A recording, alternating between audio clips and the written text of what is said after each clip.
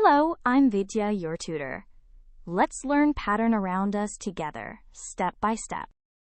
A pattern is something that repeats in a regular way. We'll spot number and shape patterns and work out what comes next. To continue a pattern, find its rule. Ask what changes each step, adding, subtracting, or multiplying, and the rule gives the next term. In 5, 10, 15, 20, each number is 5 more, so the next is 20 plus 5, 25.